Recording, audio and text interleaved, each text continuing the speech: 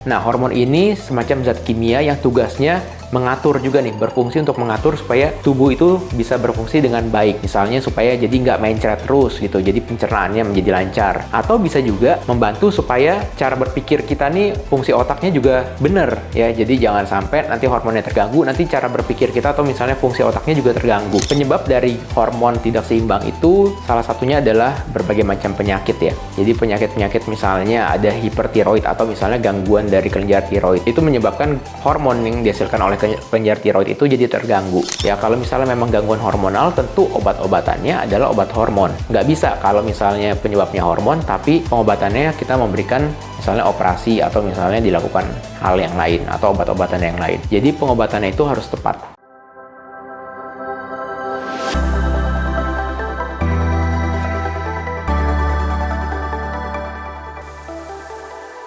Hai, kembali lagi di channel Dr. Kevin. Apa kabarnya semua? Semoga semua dalam keadaan yang sehat ya. Kali ini saya akan membahas mengenai satu topik, yaitu bagaimana dengan ciri-ciri apabila hormon seseorang itu tidak seimbang. Nah, seperti biasa sebelum saya lanjut, buat kalian yang baru pertama kali ketemu dengan channel ini, jangan lupa ya untuk dukung terus channel Dr. Kevin. Caranya gampang, tinggal klik tombol subscribe-nya di bawah sini yang tulisan subscribe. Tinggal diklik aja. Jangan khawatir, subscribe itu gratis ya. Dan juga nyalakan loncengnya supaya setiap kali ada video baru, kalian langsung dapat notifikasinya.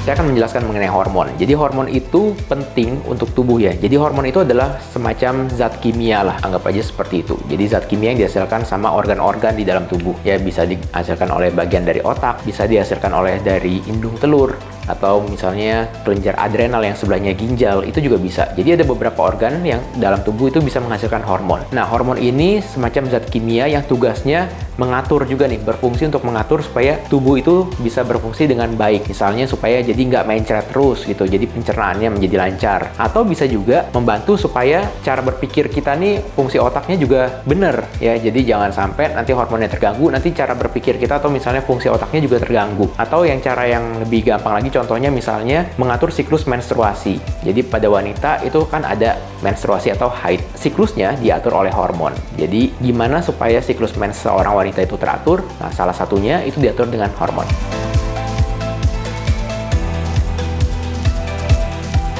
Nah, kita masuk ke dalam penyebabnya. Penyebab dari hormon tidak seimbang itu salah satunya adalah berbagai macam penyakit ya. Jadi penyakit-penyakit misalnya ada hipertiroid atau misalnya gangguan dari kelenjar tiroid. Itu menyebabkan hormon yang dihasilkan oleh kelenjar tiroid itu jadi terganggu. Contohnya misalnya si kelenjar tiroid ini dia menghasilkan hormon terlalu banyak. Nah, efeknya jadi seseorang itu terlalu banyak nih hormon tiroidnya atau yang kita sebut dengan hipertiroid. Hipertiroid itu misalnya contoh gangguannya adalah jadi metabolismenya jadi tinggi, terus seseorang jadi lebih susah nih untuk bertambah berat badannya. Lalu juga bisa misalnya gangguan pencernaan.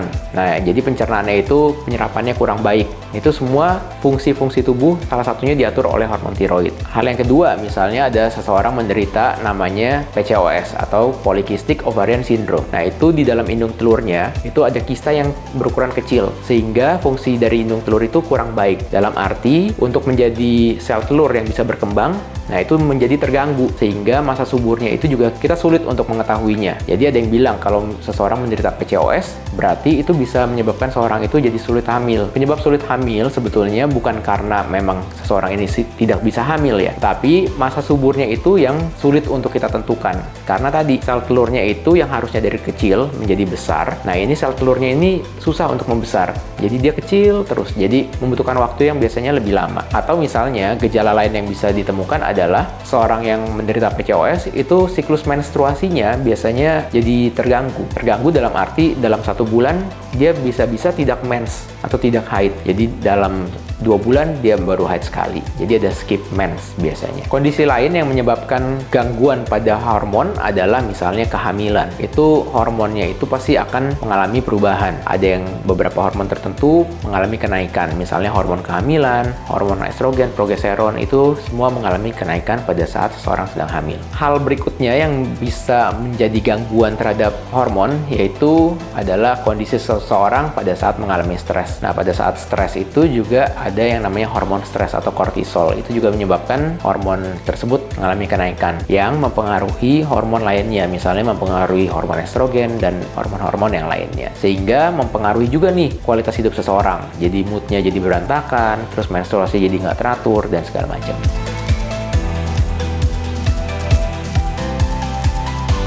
Cara untuk mengetahuinya, yang pertama kita harus lihat dulu nih ciri-ciri atau gejala yang ditimbulkan akibat dari gangguan hormon tersebut. Sebagai contoh, apabila seorang wanita ini siklus mensnya nggak teratur, yang harusnya setiap bulan minimal ada sekali, atau setiap 28 hari atau setiap 30 hari ada menstruasi. Nah, pada saat seseorang mengalami menstruasinya menjadi terganggu, misalnya menjadi tidak normal, nah itu boleh untuk diperiksakan. Nah, pemeriksaan apa saja yang bisa mendukung nih untuk kita katakan bahwa oh ini ada gangguan hormonal? Yang paling gampang tadi kita lihat ciri-cirinya. Kedua, kita lakukan juga nih pemeriksaan fisik ya. Misalnya kita memeriksa apakah ada tumbuh payudaranya atau misalnya ada rambut-rambut di kemaluannya. Nah, itu kita melihat dulu apakah semua itu fungsi seks sekundernya itu dalam keadaan yang normal. Apabila misalnya semua dalam keadaan normal, nah kita bisa nih melakukan pemeriksaan selanjutnya. Misalnya dilakukan USG. Kita untuk melihat nih apakah ada kista atau misalnya ada miom, gimana dengan bentuk rahimnya. Nah, itu bisa membantu seorang untuk terdiagnosa apakah ada gangguan hormonal atau enggak. Kalau ingin lebih pasti, kita bisa melakukan pemeriksaan darah. Jadi pemeriksaan laboratorium yang akan diperiksa adalah darahnya. Misalnya ada seseorang menderita gangguan tiroid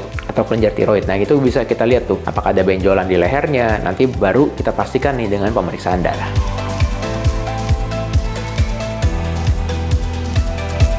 Nah, untuk cara pengobatannya, yaitu tergantung lagi ya dari penyebabnya. Jadi, misalnya tadi, kalau ada gangguan dari menstruasi, kita harus memastikan dulu nih penyebabnya apa. Apakah gangguan hormonal atau gangguan yang lainnya, misalnya ada kista atau ada miom. Ya, kalau misalnya memang gangguan hormonal, tentu obat-obatannya adalah obat hormon. Nggak bisa kalau misalnya penyebabnya hormon, tapi pengobatannya kita memberikan misalnya operasi atau misalnya dilakukan hal yang lain atau obat-obatan yang lain. Jadi pengobatannya itu harus tepat. Apabila seseorang ingin pengobatan herbal atau segala macamnya yang di luar pengobatan medis, tentu pengobatan itu juga harus didukung ya dengan pola hidup yang sehat. Jadi apabila misalnya seseorang mengalami stres yang bersifatnya dalam jangka panjang, nah itu juga bisa tuh dibantu dengan cara mengelola stres yang baik. Selain itu, dipastikan juga untuk pola tidur dan jumlah waktu untuk beristirahatnya itu cukup ya, karena kalau misalnya pola tidurnya tidak baik dan jumlah waktu tidurnya tidak cukup, itu juga akan membantu dari fungsi hormon atau jumlah hormon yang dikeluarkan. Oke, sekian dulu konten Dr. Kevin kali ini. Semoga video kali ini dapat bermanfaat, dan jangan lupa untuk dukung terus channel ini dengan cara klik tombol like, comment, subscribe, serta share video ini ke semua sosial media kamu supaya video ini dapat tersebar luas dan bermanfaat. Saya Dr. Kevin, until tomorrow and stay healthy.